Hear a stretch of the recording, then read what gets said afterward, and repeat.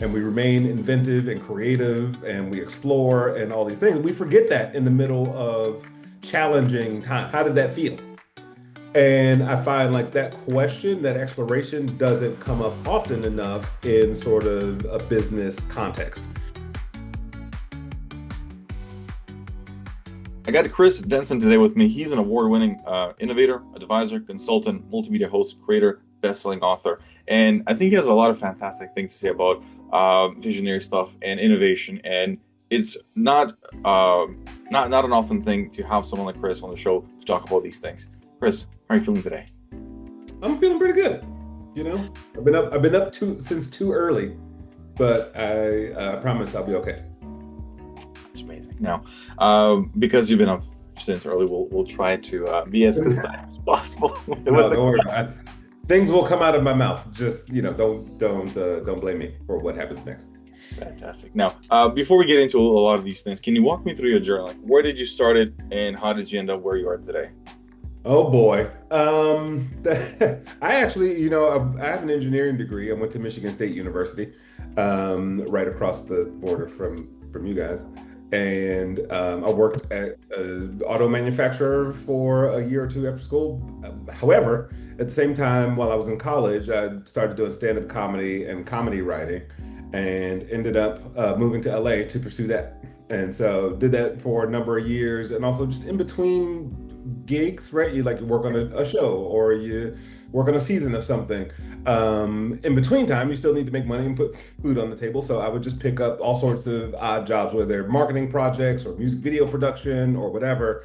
And then I had a kid, and I was like, I should probably get something that has insurance and so on, and like and be an adult. And I ended up becoming the first marketing director for the New York Film Academy.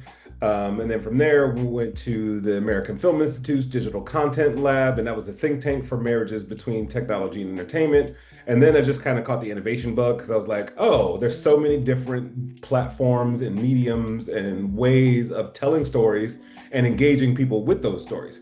And then I made my way into the agency world. I've held three, SVP or Director of Innovation titles. One of those highlights is OMD, which is the largest media agency in the world. So our clients range from Disney to Apple to State Farm Insurance to the U.S. Army to Stand Up to Cancer. And so I never had a domain specificity. It was more like, how can we get the best future forward outcome possible? And that just meant a lot of digging, a lot of looking and seeing what's out there, a lot of trial and error. And through that, just kind of uncovered a lot of the emotional experience of trying to make new things happen. In addition to, just like the excitable parts of it and how people build businesses and really like kind of break traditional rules, especially in like startup ecosystem or startup mindsets. You're always like, okay, we don't have X, but we need to do Y, and let's find a cheat code. It's a fast track from MIT all the way to working for OMD, which is fascinating and very interesting. I wish I went to MIT. I've only visited. I went to Michigan State, but shout out to my Spartans.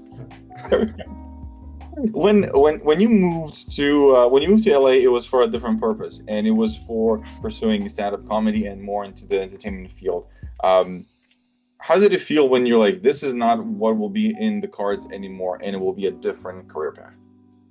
Um, Terrible, conflicting, challenging, and exciting. Like I think and there's probably more things I could list, but I think,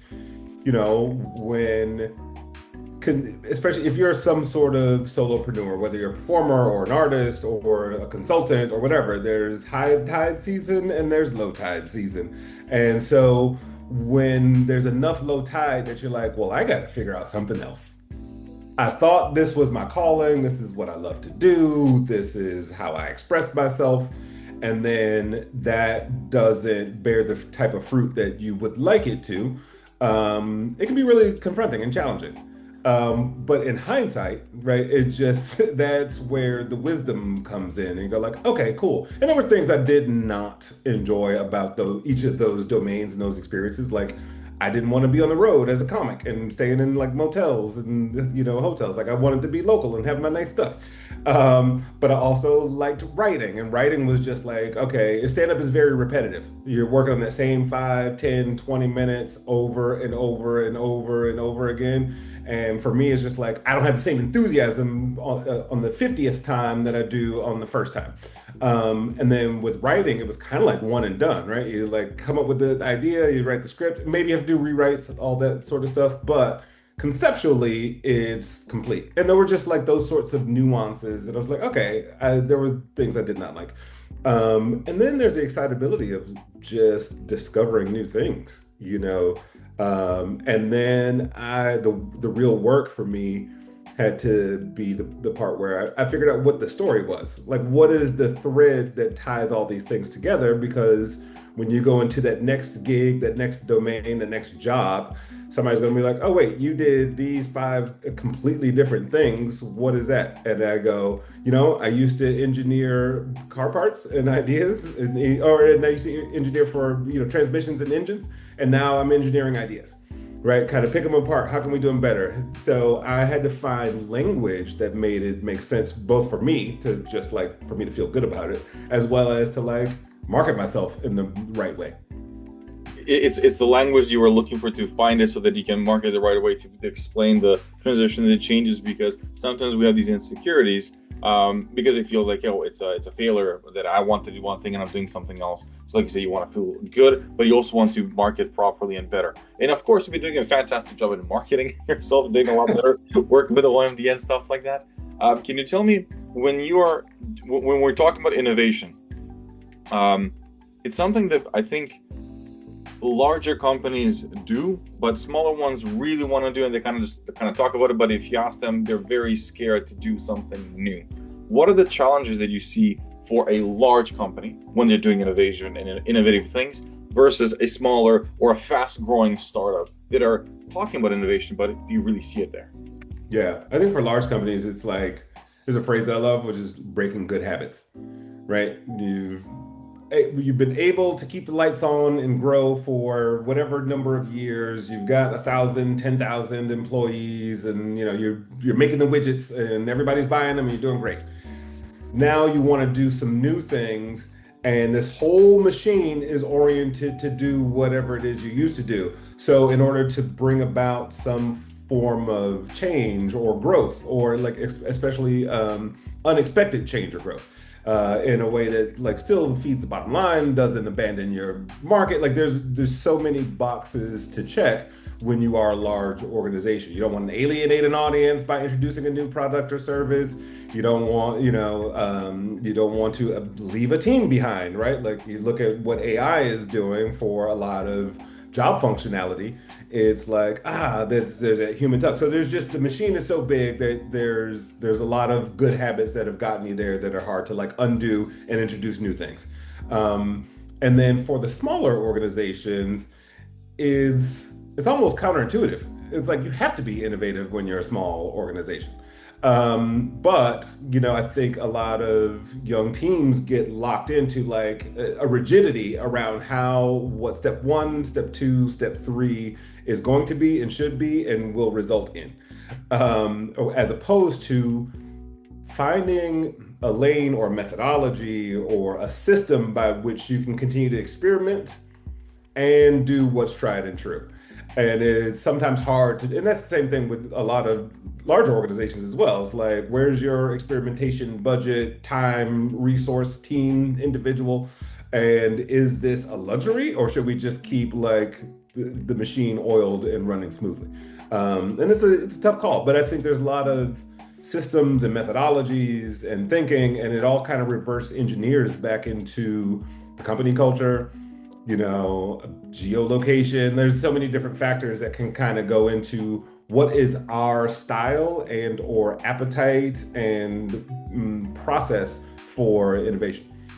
When we're talking about innovation, it's a very broad umbrella, and there's a lot of things that we can cover there. But when you're talking about these things for breaking good habits or having innovation part of a smaller team, just kind of they're niching down, they're locking in, this is what works, but they want to innovate, and it's a battle.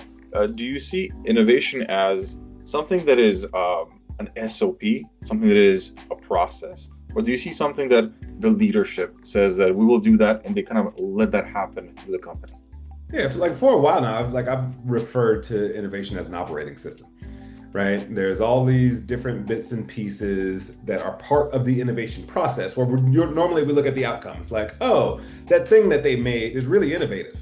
And usually it's the way that they thought, it's the way they organized their team, it's the way they organized their brainstorms, it's how they had an appetite for exploration and maybe connecting dots of things that don't necessarily belong together. And like, voila, look what we just made by putting these two things together. There's so many different, again, like pieces of the machine and the operating system that go into it. And I try to work with organizations and teams and individuals on like how to polish each one of the, it's like a watchmaker, right? It's like the watch runs smoothly because of every tiny, teeny gear, and somebody took their little tiny screwdriver and brush and careful, goggles and like really got into it. That was a terrible metaphor, but I think it made sense. I shouldn't freestyle metaphors in the middle of new interviews, but yeah. So it's that sort of operating system, and what happens is if you can innovate one piece of the operating system, then you kind of start to feel a little bit more freedom and wherewithal to do it with other things, and it could be something as simple as, I don't know, when I was in the agency world, especially at OMD running innovation practice, we had a gaming team, we had a social media team, we had a technology, an ad tech team, but as the innovation group, we kind of touched all those things. So there was a lot of stepping on toes, which happens in a lot of organizations like, oh, we're working on that too. Why didn't you tell us? And so on and so forth. The simplest thing I was able to do was take the leaders of those teams, and every 2 to 3 weeks, we had pizza in the cafeteria and talked about what each one of us was working on. And it was, so now that we have this flow of information, oh, you've been talking to them too? Me too. As a matter of fact, let's come together and present something to the agency, right? Like there's that way of smoothing out, because there's the structural, infrastructural, logistical things that also get in the way of like exponential innovation. When sometimes with exponential innovation, there are, I think what you call it like unexpected pivots, and some of them lead somewhere, and some are because of a crisis or something, and they change. I always use Zoom as an example. Like, who would have thought that Zoom would be Zoom that it is today if it didn't do that unexpected pivot? In your experience working with all these innovation departments and companies of different sizes, how does that unexpected pivot happen? How does it happen? There's a number of different ways, right? Like, I'll stick with the agency world for a quick second, and it's like you lose a client. That client's been paying X of millions of dollars per year for the last 10 years, and now you've got whatever operations and people and individuals were funded by that particular client. Now either they're let go or they're moved around or they're just lost altogether. And to kind of like resource different parts of the organization can be really taxing. And you start to evaluate like what is necessary, what isn't, and we are all like taking our best guesses all day, every day. It's like, I don't think we need this. Let's just throw it out. Like, and then it's like, this feels essential. Let's make sure we keep this. And that's a best guess, right? And maybe that best guess works out. Maybe it doesn't. And then there's another pivot. You're like, okay, we did this thing 8 months ago, and now it's kind of fucked us. Pardon my French. Pardon my French Canadian. And like now we have to like pivot again. Some of it would just might be the market shape, market shape or size, or where people are gravitating toward. I remember long ago, I was talking to some people who were working at MySpace, and this is at the time when like Facebook was like huge uptick. And they were like, every time we walk around the office, everybody's on Facebook, right? Like, and it's like the employees aren't even using the product. So like, and that's a pivot that did not survive, right? Like that's one of those things where not every pivot is meant to be survived, or not every pivot will be survived. But other times it's like a golden opportunity. I'll give you one last example. I had interviewed a gentleman by the name of Guy Baluch, who used to run, or maybe I think he still does, but the L'Oreal Innovation Lab. And they had launched this augmented reality way. I think they were one of the first makeup companies to do this, where you could try on any of their 300 plus products, virtually. And they, like, within 3 months, they had like 15 million downloads, which was at the time was incredible. But they found that over a third of them had come from China. And they were like, what? Like, where we didn't market there, didn't, was an unexpected thing. And what they ended up realizing after they dug in was that culturally, in a lot of Asian countries, because there's not a tradition of makeup, like moms handing down the tradition to their daughters or showing them. So these young girls were using the app to try on products. And now they're like, oh, we just discovered a whole new market opportunity. And that could be a positive pivot, right? And it's also like, do we have the bandwidth, the wherewithal, the team structure to take advantage of this moment, and not let it just be a blip? So pivots can happen either way. And then there's the life stuff, right? The spouse is ill and you have to like spend less time away, or the pandemic happens and now we got to figure out a way to keep lights on, keep people fed or not. Right? There's all sorts of it's just part of the life cycle of life and business. In the business, right? Now, when you're giving these two examples, I think a lot of people like to hear the L'Oreal because that's fantastic. But in my opinion, in my experience, the MySpace happens a lot more where we try, and for many different reasons. Sometimes the leadership is not great. Sometimes the product, it is what it is, and we don't hear those things. Talk to me a little bit more about the ugly side or the ugly truth of innovation. I'm a big fan of like the anti-case study. I used to give a talk where I would show like a sizzle reel of some project that we had done. And then I would my next 20, 30 minutes was all the rest of the ideas that were pitched around that and why they didn't happen. And so for like everything you see out in the world, there's probably, I have no data to back this up, but there's probably like 20 to 100 versions of that are dead, right? And the version, it just may be a version of the product or a version of accomplishing the goal. So, if you're trying to sell tickets to a movie or you're trying to get people better healthcare, there's probably a number of different ways that have been attempted to do that. And so, I think there's an emotional intelligence and an emotional grit that goes into the ability to stick with the mission, right? Like if you dissolve a company, that doesn't mean whatever you were trying to accomplish goes away. You may go into a whole new career, or you may be like, all right, we didn't get to get people healthcare that way. I have another idea.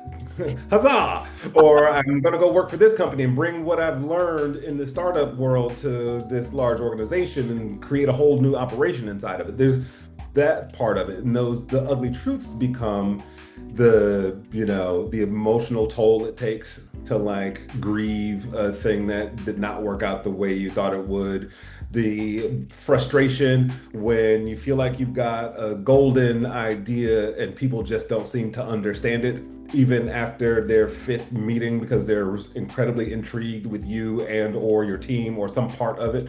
There was a gentleman I interviewed named Drake Sutton Shearer, who's a pioneer in the cannabis space and one of the first like big brands there. But he was like, we pitched our company 198 times before we saw a dime.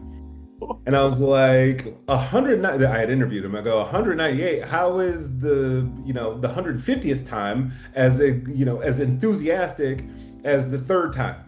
Right? Especially when you're getting feedback and some people are like, oh, change this and then maybe we'll invest, and then you change that and you go back and they don't invest. Right? Like there's so much that goes into the feelings of defeat along the way when you're making something that is uncommon. When you're making things that are uncommon, there is a component of, I think, like visionary stuff, and I think this is something that you're also pretty good at with Visionology and personal advisory and stuff like that. How do you help someone, for example, that guy that would go through the 150th time and to keep the vision alive? Yeah. I think there's, again, that emotional intelligence part of it. So prior to launching Visionology, I spent a lot of time really, I mean, look, as a marketer, I think you should be obsessed with psychology, right? How do you understand how and why people make decisions as individuals, as households, as a city? Well, this city behaves different than that city, and then the global market, right? Like you have to understand what's happening and how people are thinking and processing. So I will always nerd it out about that. Secondly, I took training in trauma recovery. So there was a course that I took for 15 weeks that was 3 hours a week live, all about trauma of money specifically. But if you think if you're an organization, you live and die by how much money you have or do not have, right? And if you're not making money, then you can't keep the lights on. And that's what we're all here to do. So taking those, what I call like invisible blocks, like you asked me, the very second question you asked me today was, how did that feel? And I find like that question, that exploration doesn't come up often enough in sort of a business context to really understand like those childhood wounds might be showing up when somebody tells you, I don't like your idea. You know, maybe you got punished for, I remember, I'm thinking of an example now where my daughter, when she was in fifth grade, she did a science project. And she, in the little trifold board, instead of typing, she colored and made, used crayons and markers and made the artistic side of the presentation, but also did the science thing. I think it was on something like gravity. And she got dinged for being artistic, right? It was like, no, no, this is the whatever structure that we told you to do. From an innovation perspective, it's like, that's the structure you told me to do? Well, screw that structure. This is what I would like to do. But then that feedback loop begins. Oh, no, we don't understand. Most people do it this way. Why did you do it that way? Now you're questioning my value, my vision, my whole being because I poured so much of it into this product and service. So to recognize what's coming up for you as a human being and let's remove all the sort of the business context out of it, the pitch, the business jargon. Did I use too much? Did we present the right data? Do we have the right MVP? Sure, you got all that stuff, but when you show up, maybe just energetically there might be something a little off, and that is something to explore in addition to the proper business presentation and styles and growth. It's a easier thing said than done, I think, because I remember when I did my first pivot, that keeping that vision alive, like you said, like you want to achieve it, but in a different way. I wanted to help small businesses. I wanted to help fast growing startups, and I want to do it in one way, but it didn't work out. And then here we are today, and it's working pretty good. It was hard to detach the financial side of it because that's what you use as some sort of a validation. Mm-hmm. Do you see people falling into that trap? Is there a way of not falling into something like to validate your ideas or validate your capabilities just because of the financial bottom line that you see? It's real, right? It's real. Like if something's not working, it's not working. But sometimes what you think isn't working may not be the thing.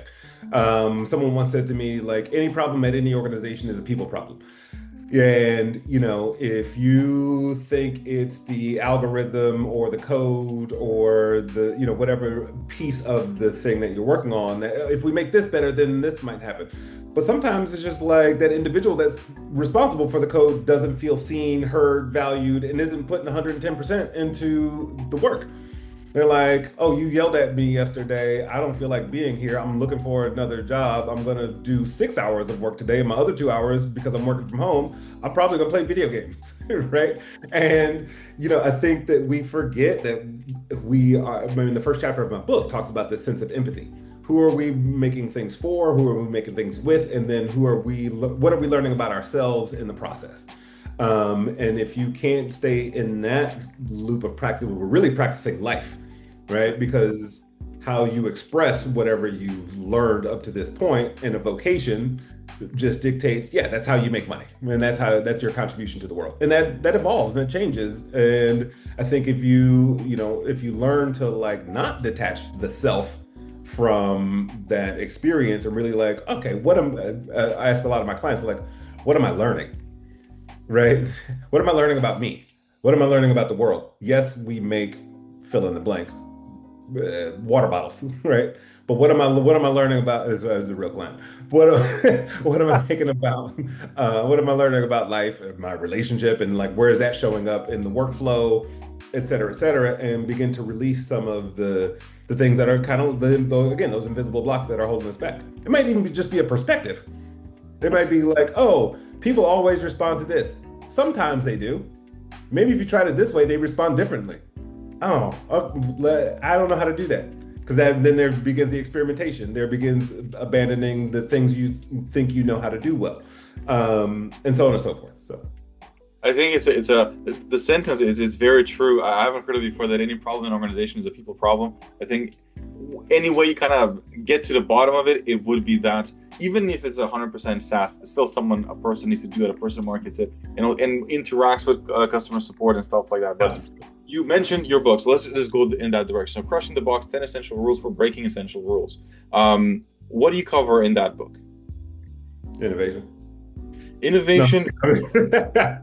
No. Words.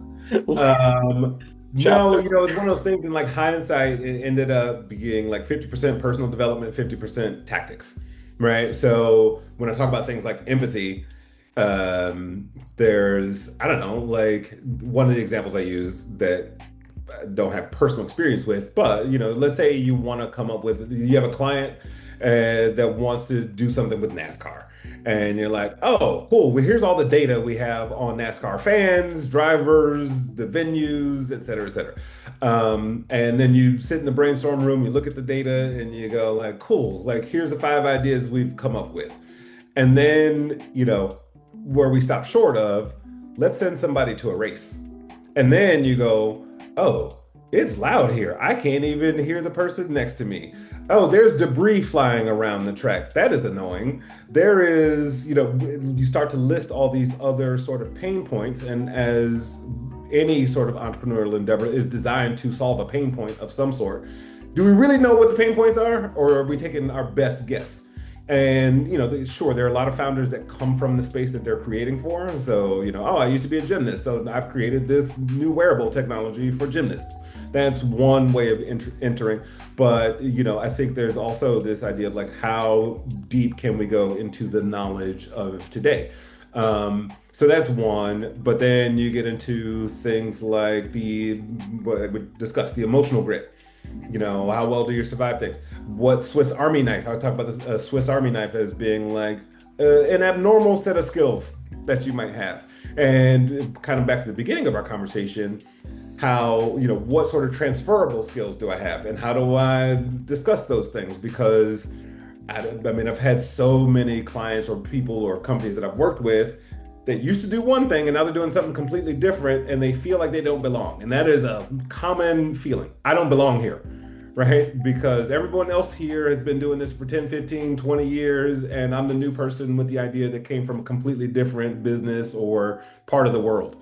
But that actually gives you a lot of advantages, right? The fresh eyes perspective to a thing. So like there's a lot of reframing of skills, perspectives, insights, ways of seeing the world that become valuable, but it's also like it's an uphill battle to convince other people that that through their own risk assessments and aversions and so on and so forth, that you're the person, or this is the product, or we should receive the funding, or that list of things you're trying to accomplish. When you're reframing so that someone understands, like you gave the example of the NASCAR, someone gave that person kind of direction and said, this is the formula you have to follow. So do a SWOT analysis, do a this analysis, do it in this way. But something you mentioned before was that you tell people to kind of find a cocktail of things that work for them and then kind of use them. Is that counterintuitive to someone say, but there is a formula that works and we have to follow it, when you come and say, actually, you don't have to follow that one particularly, you can kind of make up your own thing, and I have kind of success stories I can share that it does work that way as well? Yeah, and I think it depends on the individual and the team and the environment. Can you adjust and adapt to that methodology if it's working? But also, what kind of conversation do you need to have with the person that's giving you the directive to use this system to say, hey, I have a hunch, I'd like to try this for this particular part of the project, right? If it's step four, you're like, you know what? I saw a platform last Tuesday when I was reading my newsletter, and I know one of the founders there. Do you mind if I have a conversation with them? And say, like, I think a lot of times we just don't even say what's in our head, right? Like, oh man, there could be a better way of doing it, but then you just go and do it. And so many times with my individual clients, it's like, oh, my boss or my client or whomever. And I was like, well, did you say that to him? No. Why not? I don't know. Right? Like we have these sort of baked in ways of moving about the world, whether you don't want to rock the boat or you're just not, oh, I'm not that outspoken, or again, it could go into some other areas of emotional wounding that you might have experienced, why you don't give yourself permission to sort of at least make a really good attempt to do it differently. And so it's that same thing. I think just finding a different system, justifying your case. I'm a big fan of a phrase I call low bandwidth, high impact. So what is that one small thing you can change that might maximize or affect an outcome to a greater degree? Which to the other people that are working with you are saying like, use this system, it doesn't feel like a big departure. And it just takes some ingenuity and a little bit of imagination and maybe like taking a step back from the problem that you're looking at to even find it, or maybe you have it already in your, in your brain and you want to just give it a shot. And then the third thing I'll say is just like, and there's multiple ways of handling this, but sometimes it's just like, I'm gonna do it anyway, and maybe I'll get dinged if it doesn't, right? Like, because I think the real risk assessment becomes, well, if I try too many experiments and too many go wrong, then I'll get laid off. It took me this long to get this job, and I don't want to lose it. And if I continue, and if it takes me that long again, I'm gonna have to give up my apartment or my home, and then I got to move in with my parents, and I hate my mom. Like we go on this whole like emotional invisible journey before we even take the step to say, oh, you know what? Let me just try. Like it might backfire, it might not. But even if you think it's going to backfire, I keep saying this, the last thing I'll say is like, let's think through worst case scenario. Okay, if this does not work, let's play it out, right? Yeah. So that you can at least address it emotionally, and you kind of like know what you may or may not be up against at the end of this process. And then, it kind of like levels, the dust settles, and you can see a little bit more clearly of what the opportunities may be. It's interesting because throughout your explanation, as you're going through these scenarios, you always tie in the human emotion to it. You're always saying that you're not saying these things because you feel maybe I'll get hurt, and then you kind of connect it to your childhood or something else that happened. You're not just saying innovation doesn't happen because of XYZ process or because of the leader doesn't allow it. You're bringing to like the individual level that person, because of some emotional stuff that is going in their mind, they're not going to say the things they want to give it a shot or what they're thinking, because it's not a process that stops them. It's not a person or a leader in their company or the team members that are preventing innovation. It's not coming from within because something else within is preventing them from doing the innovation. Is that kind of... it's every system is different, right? Like it could be the boss is a stopgap, and no, I don't. We're not doing that. We tried that last year, and the client hated it. Okay, right? Like you can probe, or you can wait for the next one. And see, so there's a lot of options, but absolutely, I think it becomes a self-examination process, right? Like usually when people come to me for personal advisory and coaching, it's because they feel like they're up against a brick wall of some sort. Like, I know what I'm capable of, or I know what my team is capable of, or I know what this industry is capable of, and for whatever reason, we're not seeing it. And they're smart people, there are innovators, and have a lot of the traits that I talk about, but then there's like the next plateau. And, there's a phrase that I love, which is like, what got you here won't get you there. So again, breaking good habits means like, okay, I didn't think of it that way. Or maybe you're in a new phase of life and you're like, I went to yoga this morning, and my one little thing that came to my brain was like a steady ascension. Like I just want a steady like rise, and like I don't want to like effort my way and reach out to 1,000 people to close 3 clients. I'm like, I believe there might be some mystical forces at work, if you want to call it that. But also, I know my shit, right? So it's pairing those two again, like the invisible work. And if you're a faith-based person, if you're an atheist, like there's something that you believe or don't believe as to why, the next step isn't looking the way you envision it. And then can you live in the sweet spot? Like you said, like the mission remained the same. The company you had to like dissolve. I don't know if you dissolved it or not, but like that pivot did not feel comfortable. And then you just found another way to do it. And I think that's like, if you believe in human ingenuity, like even when I hear the conversations about a lot of things, especially in the States, that are being threatened and going away, I was like, I still believe in the spirit of human ingenuity. We always find a way. We have been through so many, revolutions, industrial revolutions, political revolutions, and evolutions. And each time, yes, it's painful, but each time we also find new and amazing things to do. And we remain inventive and creative and we explore and all these things. We forget that in the middle of challenging times. And so, yeah, it's just taking a careful look at like the personalities that you're working with, as well as your own internal systems and triggers. You mentioned something interesting that living in the sweet spot, but you were mentioning chaos as well at the same time. You were mentioning uncertainty at the same time, but you were mentioning a positive outlook of the future because you feel that. How do you define that sweet spot for someone that is like, man, I think this is like horrible that I have, not a sweet spot? I wish I had something here. I watched this video recently, and it was Diary of a CEO, and I forget the monk's name, but he was interviewing this monk, and he pulled off his prayer beads, and he was saying this guy is giving TED Talks. He like consults with all sorts of business leaders and everything else, and he was holding his prayer beads, and he was like, sometimes when you see the thing that you're trying to make like just inches away, like it's time, we try to pull it into us, and when we pull it in, it's like, guess what? It swings back the other way. Right? At the same time, let's say that's the thing that you don't want, that you're coming up, you try to push it away and it swings back closer to you.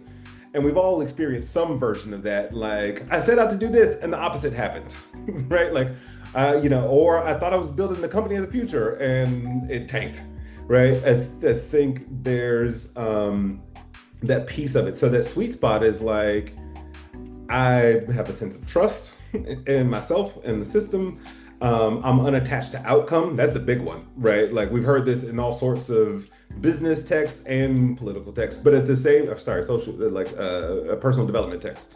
And it is a really hard space to like stay in. I'm going to try and I'm going to do my best and I'm okay with whatever happens. Right, you can still do all the visualizing. You can do the strategy sessions, do the brainstorms, but also like your emotional regulation is not attached to whether this thing is successful or not. And the mindfuck of it all is like, of course, I at a point in time had a household of 4 people and a dog, and I'm like, yeah, but the lights, right? Yeah, but this. And if this doesn't happen, then those things won't happen. And that's where we go like, okay, I'm centered. And that could become your like daily meditation practice or whatever you do to get grounded and centered. Some people dance. We did a workshop for Cannes Lions recently. And one of the people there was like, who runs an agency, like a pretty successful agency, is like, I tap dance. Like they take tap dance lessons. And because she said tap dancing has so much focus as part of it that you can't think about other things. So what is that space that you can get into that you can practice kind of like a neutral mind? So that when you go into it, you're clearing space for fresh ideas. Your emotionality, you're not reacting from an emotional place every time something goes right or wrong, right? Because I think when things go well, you think it's going to continue to go well, and then the next thing happens, and you're like, "I thought we were on a roll." Right? But that's exhausting, right? Like it's exhausting, and it fucks with your enthusiasm when you have to go into the 198th meeting, right? Like, is and so like that, and I would imagine I didn't have this sort of knowledge when I interviewed Drake, but like I would imagine that is part of it, right? How do you just return to center? All right, we're just going to take another best guess tomorrow and try it again. It's going to be easier said than done. I've said that many times on this podcast, but it's very true. And I think I know that Shaolin monk that you talk about because I've heard some other stuff that he talked about, especially about the being detached from the outcomes. Because he's like, it's like until that thing happens, it's like you have a contract that you will just not be happy until that happens, and then that happens, and then nothing. Like it happened, and it's good. Or if he was also talking about like the material world. He's like, look, I'm not saying it's bad, but if you have a Ferrari, just sit and drive in the Ferrari. Most of the time, the guy driving the Ferrari is thinking of the business and is thinking of the private jet and is thinking of or he's sitting and eating in a Michelin star restaurant, but he's not sitting and eating. He's somewhere else. The mind is just wandering Oh, off. I'll give you a great example of that. Like, and this happened to me recently. I was like, oh, how often am I thinking about the next thing and how like and not being present with the thing that I've already gotten. The silly example was, if you're watching something on Netflix, right? There's 30 dozen different choices. Maybe you started 10 different shows and one movie, and you're like, what do I feel like watching now? And while this is what happens to me, I'll be 30 minutes into something, and I'm like, the whole time I'm like, I wonder if I should start the other thing. Is this good enough? Is this like, do I want to watch another episode of this, or do I want to? And I'm so far removed now from just enjoying whatever it is I'm watching, right? It's not that my time is that precious and or limited that I won't be able to come back and sit down and watch this again. But for some reason, I'm already wandering off. And I've done that with, just my own personal experiences, like checks. This money came in and like, I'm like, yay, I need this much more. Right. I'm not even done with, celebrating or just being in the moment of this particular opportunity. Or years ago when I'd be hired to like MC an event, I was like, well, I really wanted that gig with this event, but I will do this, right? It's just like, and the moment I started like really honoring whatever position I was in, like I showed up a little bit more confident, peaceful, approachable, these kind of invisible factors that I've had people come up to me and go like, you seem different, right? And this is like, it will be in a work setting, and I think learning these kind of like interpersonal slash personal skills, and you're right, it is sometimes easier said than done. I believe we do one of two things all the time. We either overcomplicate something or we undercomplicate it, right? We're like, oh, or oversimplify it. So you're like, oh, I can do that. I'll just do 5 minutes a day. I'm going to meditate, or I had a client once who's like, oh, if you give me a glass of wine in the bathtub, I could think of ideas like that. And I was like, we're kind of insulting my entire team who was like coming here to give you like golden ideas. And like, yeah, but you don't, when's the last time you had a glass of wine in the bathtub? My team is designed to like go and search and seek. And I had a very friendly like rebuttal to it. But it's like this oversimplification or overcomplication of what it is. And again, there's that sweet spot. Like, I'm gonna just try. And the word I use a lot with my clients is like, we're just practicing. Everything is an opportunity to practice, and practice means an opportunity to fail and not get it right. Oh, I tried to do X, Y, and Z 4 times with my team and it only worked twice. Good. Like, you're practicing. Try it again next week. Try to maybe tweak it a little bit. Like, is practice and experimentation. Then no one's batting 1,000. I don't care if you're Mark Cuban, right? Like, that's the one thing I really, when you talk about the ugly truths, in a lot of my interviews, I like to dig into like where the pain points are for people. Because I'm like, oh, what was the hardest part for you? What was this? Perfect example. There's a boxing glove back there that's signed by boxing legend Sugar Ray Leonard. And I had interviewed him once, and he talked about how, the book was really honest. It talked about drug addiction. It talked about, domestic abuse and growing up poor and, a lot of the memoir touch points.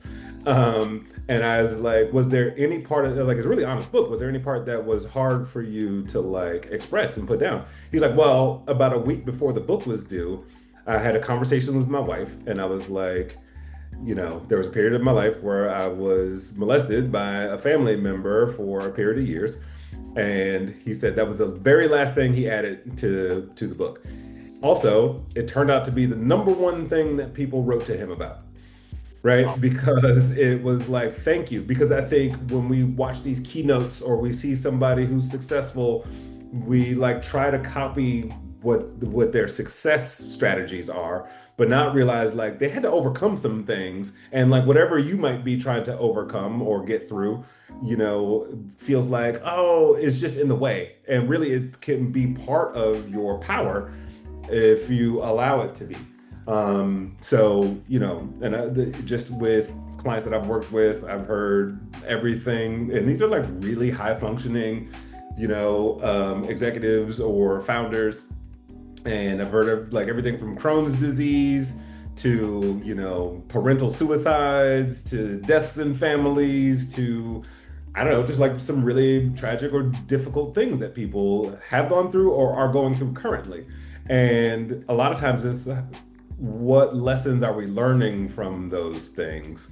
And again, reframing, and not without being dismissive to the experience, but also like I'm almost like overly like, yeah, I'm so sorry that happened to you, right? Like, and I also believe the comedian in me is like always at play, and I use that term deliberately. It's like we're like there can be some heavy hitting things, whether you lost that $1 million or you got to move in with your parents now. And I like to approach it all with levity. I have some clients that are working on some really serious things, and it's like if I can help alleviate a pressure valve and then go back to ideation and and like go back to the fight, absolutely, but with a new energy and a new sense of like, okay, I'm ready. Right. It's a throughout this whole conversation, I keep seeing, Chris, you always go for the person, for the human that is in front of you. The innovation is part of this whole journey, but it's very connected to the person that you're working with, what they're going through, what their visions are, what their ideas are, how are they approaching not just innovation, but their own life. And if they have, like you were mentioning, like the trauma of the courses you took for trauma, if you lost a boatload of money, or having to understand if someone is attaching all these outcomes and is destroying his life. He has fantastic things around him, like you were saying, like have a household full, but the electricity, as opposed to seeing the things that those things might be causing the company or the person or their business to not be innovative, to not move forward with a bunch of stuff. It's not just about, I need a process for innovation. Yeah. Like you need to look at a bunch of stuff that is happening in you as a person. And then I can just kind of show you some check boxes. I can show some strategies. I think at the end of the day, it's like, what's affecting productivity? Right? And you can look at that. Yes. Oh, it's too much remote work. That could be, I'm not saying like these real things don't exist. And we work on those sorts of strategies. Like, all right, maybe this team gets together 3 times a month and you do a retreat, like, go meet up at a bar. I don't know. But then there's also like, is my mood affecting productivity? Oh, yeah, I've been a little bit like frustrated and grumpy lately. I had one client who was like, I feel triggered every time a thing doesn't go the way I envisioned it. And I shut down and I retreat. That affects productivity, right? Like, and sure, there are certain things that we can do on autopilot. I can be in the worst mood and you come to me with like, hey, we're trying to figure out, I'm like, let's play. Right. But there are other things where like might be something a little bit more administrative. And now my business is in trouble because I was avoidant about, whatever tax thing I needed to take care of. Right. So, these are semi-real examples for me. Like there's certain things I can do. And we all have these, what I was once told, like these native energies. Mm-hmm. Right? Like how you show up in the world is going to be different than how your coworker shows up in the world. And, one person might do really good work late at night. Another person might be an early bird and like, hey, let's meet at 10. I'm not meeting you at 10 o'clock, or I'm meeting you now and I'm tired and I'm not giving you my best. So it's where do you find, again, those sweet spots of how we exist in these business ecosystems to have the best productivity outcome. Right. And that can still get down to like tools and SaaS and, what kind of CRM system you're using and, how, and if you're using AI and like all the more tactical and strategic things. But even with those tools in place, if I haven't healed some wounds, like you're still only going to get 6 of my 8 hours. right? Like it's really it's trippy. Uh, Chris, if someone wants to get at least one of those 8 hours from your time and they like the stuff that you're saying and the stuff that you're sharing here with us today, how do people get a hold of you to work with you? Densonology at Gmail. That's just shoot me a note. But I'm also on LinkedIn. I'm on Instagram. I forgot my Facebook password, so who uses Facebook? And so yeah, find me. I'm here. I love I love to have conversations and like learn what people are up against. I feel like I learn so much every time I have a conversation or work with a team or an individual. But also, I like to just kind of like have conversations. Like I get excitable, obviously. So Amazing. Chris, thank you so much for sharing all these things. I learned a lot of stuff. I really did learn a lot of stuff. Especially I'm taking that with me. It's not just about a system or process, the tools. You will find the tools, but something within you is preventing all these things. So look at some of those things and have those conversations, figure those things out, because then productivity, all these things will kind of flow through. yeah. So thank you for all of that, and I wish you all the best.